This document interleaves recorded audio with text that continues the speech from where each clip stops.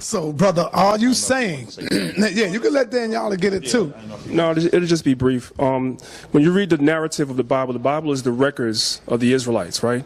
The Bible never at any time made any claim that the Israelites were the first nation. As a matter of fact, when you read the Bible, the narrative says the Israelites were the last nation to be born. So that's never been an argument. That's an argument that people have put on us. But the Bible never claimed that Israel was first. Israel is the last nation being born. But the Bible is the record of the Israelites, and the Bible purports that the Israelites are the chosen people. That's the narrative of the record, never saying that we were first. That's not in the Bible. The only way, if I could add on what he said, the only way it would be a narrative of the Bible, you see how he said in our records we're the last, right? If it was important for us to be first, we wouldn't be the last. We'd be the first of everything. But that right there, they try to do. They try to make every other, like the white man try to be the first. Brothers try to make only Kemet be the first when Nubia predates Kemet. So we got to get out of that first when it ain't really doing nothing right now. And I want to be clear, that's not an argument Zion is making either. Zion is not saying Israel is first. Brothers have to actually start to listen to what somebody's saying. I think a lot of times people come to these lectures and these conversations with preconceived notions about what you think somebody is saying, but we have to open our ears and really listen to what somebody's saying. He is not saying Israel is first at all, has never said that. So we got to be clear on that. Right. You by your own mouth said that y'all the last nation to come here. So before you got here, we was already talking about the things that y'all talking about in your Bible. See, that's the point. That's the whole argument that we have with the Bible, with the Hebrews versus Kemet. We already had a resurrection story. Oh, yeah, where? Thousands. What? Brother, No, Sonetta. No, you asked me where. No, I can listen, tell you Asar. No. All I do is go back into Asar. My friend, listen, ahead, Sonetta, brother. look at me, right? I'm looking at you. You giving me a name. I'm asking you for the source. I want to know what stele, what wall, or what papyrus. I'll wait. Brother, it's all on the walls of Kemet, man. No, it's What are not. you talking? No, it's not. You're talking about the No, resurrection story is not No, on it's the walls not. of Kemet. I want to know when you guys say, listen, Sonetta. Wait till the Grandmaster's coming. No, You might see it today. Let them come for me. I want to know when you guys say the story of Christ was stolen from Horus and it's all up on the walls, you got to show me papyruses, steles, or the wall. I want to see it. I'll wait. That's like me saying, hold on, Captain.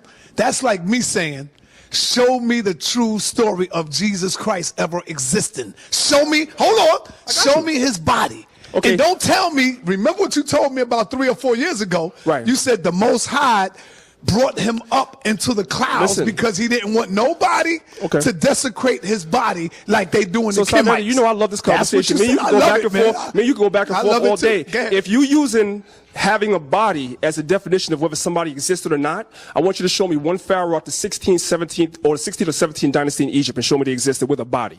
I'll wait. That's what I thought.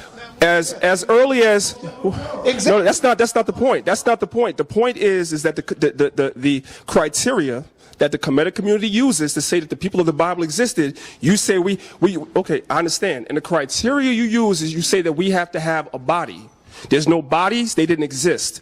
I'm saying to you, that's fine. I'll rock out with you. So let's start with Dynasty 1. Have they ever found a body of any pharaohs from Dynasty 1? No. How about Dynasty 2? Have they ever found a body of a pharaoh in Dynasty 2? No. How about Dynasty 3? Have they ever found a body of Dynasty 3? No. Let's go a little further. 16 bodies? No. 17 bodies? No. You started that argument, not us.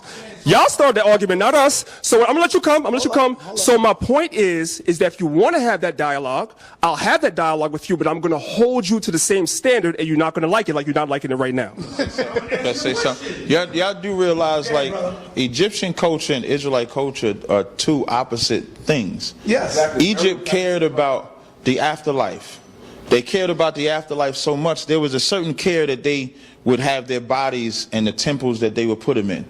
They would kill their servants to let them die with them because they would want them to go with them. That's not true. You just don't understand the science of it, I'm brother. not even talking about the science, but you can go into some tombs and find different bodies buried because they believe in an afterlife. So of course it's probably more plausible to find Egyptian bodies than ours because they cared that much.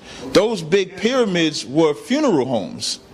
And they did not want people breaking into them. They didn't make them so that they could be found and put in a museum today. They made them because they believed that it would go with them in some type of way in a later life. So we got to be careful about using one second. You got to be careful about using what Egypt followed as their culture and Israel followed as their culture as the diagram on to validate either or. Like, I can't use how Israel lived to validate Egypt, and you can't use how Egypt lived to validate us. What we basically both have is records. That's it.